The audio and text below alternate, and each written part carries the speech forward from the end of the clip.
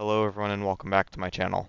Before I begin with today's video, I wanted to let everyone know that I made a Discord server for all my subscribers. I thought this would be enjoyable for everyone no matter what level you're at. If you're a newer player in War Thunder or an experienced player, anyone that plays War Thunder can feel free to join. The Discord server is named Luke A10's Hangar. I plan on joining weekly, so if anyone happens to be in the server and wants to fly together, then we can make that happen. I will link my Discord server down in the description below. Anyway, back to the video. Today, I'll be flying the P-51C-11-NT.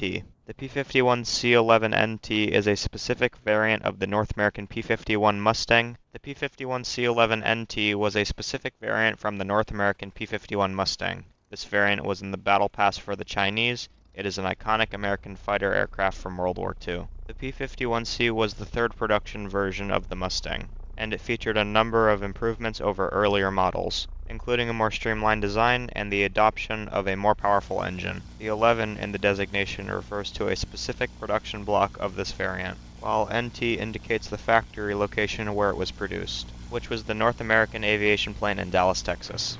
The P-51C was known for its role in escorting bombers on long-range missions. It's also known for its speed and agility. The aircraft saw significant service during the later stages of World War II and continued to serve in various roles in the post-war years. The P-51C-11-NT is particularly notable for its part in these historic air battles and its contribution to the success of Allied air operations. That's all for the history lesson. I hope you enjoy the combat.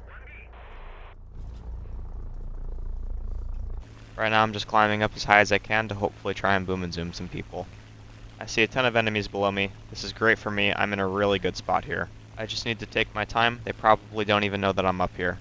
I start my dive here just to get a little bit lower. I want to try to get some kills, and I'm always going to be looking around me, being aware of all my surroundings.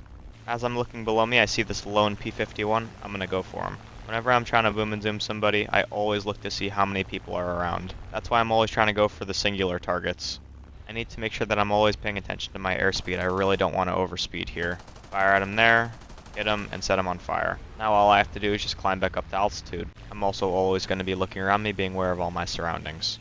And just like that, I take him out. Now after that kill, I see 3 enemies below me. I'm going to level out and try to boom and zoom them. I start my dive here, and I'm going to go for this J8A.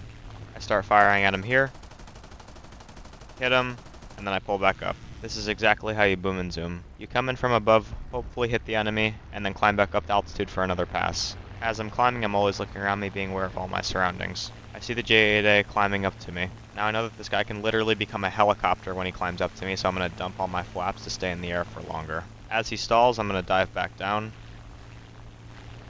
raise my flaps, and just track him the whole way down to get a shot off. Fire at him there.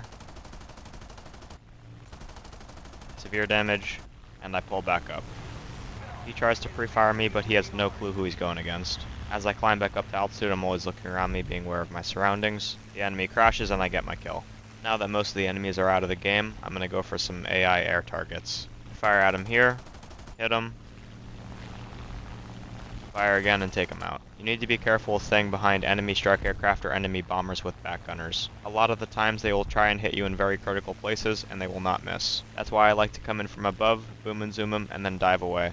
You're going to be more nimble like that with your nose down. As I climb back up to try and kill this enemy AI, I see my ally Firefly behind him, so I let him have the kill. I'm also being very strategic with that decision, because a lot of the times if you steal somebody's kill, they will team kill you. Right now I'm heading back to my airfield to get myself rearmed. This really is a beautiful map. As I'm coming in for my approach, I look behind me and see the enemy P-51. I'm going to turn around and climb back up to altitude so I can get above him. He starts to dive down, which is great for me. I'm just going to keep climbing to get above him to hopefully boom and zoom him. I'm going to dive down here because now he's causing a ruckus with my allies. I'm in a great spot here. He's going to dive down. He already doesn't have a lot of energy. Fire at him there. Hit him. Right now I'm just trying to get him off my teammate. Now I'm going to climb back up to altitude because I don't want to overshoot. I'm going to casually pull 11 Gs and pass out. I know I'm fine though because all I have to do is climb back up to altitude. I thought I had a lot more energy than he did, and then I see him behind me trying to climb up to me. So what I did there is I just misjudged his energy. He actually gets a shot off on me. I dumped my flaps a little bit earlier than what I should have done. I tried to put myself into a turn while my flaps were dumped, but I got too slow and too sluggish. That's why I pretty much just wasn't able to move. Thankfully this guy has horrendous aim. I wouldn't have done what he did. It's really not smart to follow somebody up. even when I know I had more energy. He put himself into a 50-50 situation, which is not good. It's either he cripples me, or he misses most of his shots like he just did. Thankfully he stalls before I do.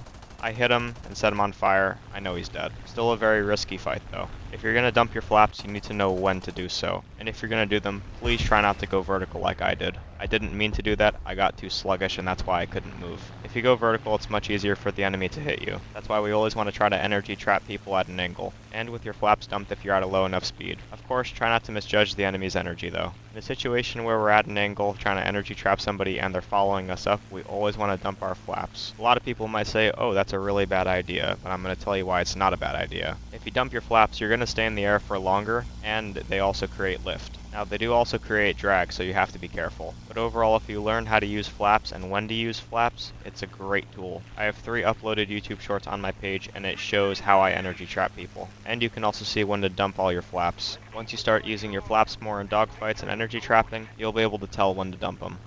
Other than that, we win the game. Thank you everybody for watching, and I hope you enjoyed my video. If anybody has any suggestions on what aircraft they want me to fly next, please leave it in the comment section down below, and I'd be happy to fly that aircraft. I hope to see you in the Discord server soon.